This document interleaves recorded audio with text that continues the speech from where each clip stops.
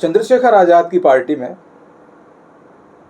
दिए जा रहे निरंतर बयानबाजी की इस दौर में, जैसा कि वीडियो वायरल हो रहे हैं, दामोदर यादव द्वारा जो भगवान परशुराम जी को लेकर बयान दिया गया, उसको आप कैसे देखते हैं? क्या ये राजनीतिक ट्रेंड है, समाजवाद को खंड खंड करने का ट्रेंड है, या भगवान को, जो स्वयं भगवान विष्णु के अवतार माने जाते हैं, उनको इस तरह से अपनी बातों में छिपा के और उनको इस तरह से जनता के बीच में रखना, जो एक राजनीतिगत देखा जाए, तो कैसे देखते हैं आप इस विषय को? श्रीमान, मैं आपको स्पष्ट बता देना चाहता हूं, देश की आज़ादी के पहले भी ऐसे कई असामाजिक तत्व रहे हैं, जिनका मैं एक जोरदार उदाहरण देता हूं। योगेंद्र मंडल, वो भी दामोदर यादव की ही तरह थे, जिन्ना के साथ मिले हुए थे और राष्ट्र को तोड़ने में उनकी अहम भूमिका रही है। मैं आपको और पूरी भारतवर्ष की जनता को बता देना चाहता हूं, दामोदर यादव यदि परशुराम भगवान के बारे में कुछ कहते हैं तो मैं उनका एक उदाहरण देता हूं। परशुराम भगवान पहले ऐसे देवता रहे होंगे, अपने जन्म से ही वो जाति पात को नहीं मानते थे। एक बहुत अच्छा उदाहरण देता हूं, श्रवण कुमार का नाम आपने सुना होगा, जो अपने माता पिता को कांधे पे, कांवर पे लेके चारों धाम की यात्रा कराने निकले थे। परशुराम भगवान की मुलाकात उनकी एक ऐसी जगह हुई थी जब परशुराम भगवान प्यासे थे। उन्होंने श्रवण कुमार से कहा था कि मुझे पानी पीने को दो। श्रवण कुमार ने पानी पीने को नहीं दिया। उन्होंने कहा, हे प्रभु, आप अच्छे उच्च कुल के प्रतीत होते हैं, ऋषि की संतान दिखते हैं, मैं आपको पानी नहीं पिला सकता क्योंकि मैं निचली जाति में हूं।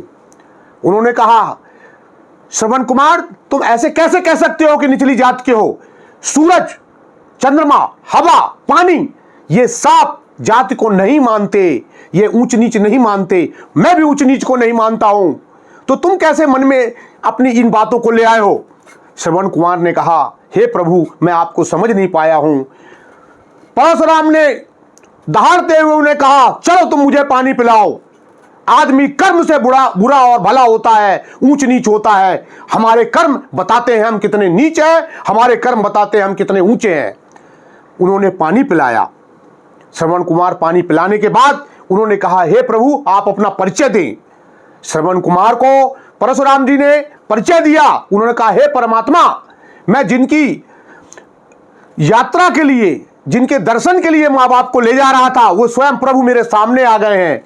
वो देखिए, सामने पेड़ के पास बैठे हुए मेरे माता पिता आपका दर्शन के अभिलाषी है। परशुराम ने कहा, भगवान परशुराम जी ने कहा कि मैं आपके और आपके माता पिता के दर्शन पाकर धन्य हो जाऊंगा कि जिन्होंने इस युग में आप जैसे पुत्र को जन्म दिया, जो अपने कंधे पे लेके, दोनों को कांवड़ में लेके चारों धर्म की यात्रा के लिए निकले हुए हैं। स्वयं भगवान परशुराम उनके माता पिता के पास गए और उन्हें आशीर्वाद दिया और उन्होंने कहा कि हे माता पिता, आपने ऐसे पुत्र को जन्म दिया है, ऐसे संस्कार दिए हैं, मैं उनके दर्शन पाकर, आपके दर्शन पाकर धन्य हो गया। मैं दामोदर से, यादव से यही कहना चाहता हूं, आप इनकी बातों को सुनिए, समझिए, भारत का इतिहास पढ़िए, देवी देवताओं को समझिए, सनातन को समझिए। देश को तोड़ने का काम मत कीजिए। पहले भी देश कई बार पछताया है टूटने पे। आप अपने समुदाय या किसी अन्य समुदाय को तोड़ने की कोशिश मत कीजिए। इस राष्ट्र को अखंड बनाने की कोशिश कीजिए। आपके द्वारा पाया हुआ वोट, छल, कपट, राज, सत्ता, ये कभी काम नहीं आई। हाँ, इतिहास के पन्नों पे जो लिखा जाएगा आपके बारे में वो काम आएगा। लोग धिक्कारेंगे आपके ऊपर, वो काम आएगा। यदि धिक्कारेंगे तो आपका कुल आपको सुन सुनकर क्या महसूस करेगा? आज के देश में गांधी जी के बारे में 50 प्रश्न चिन्ह उठते हैं।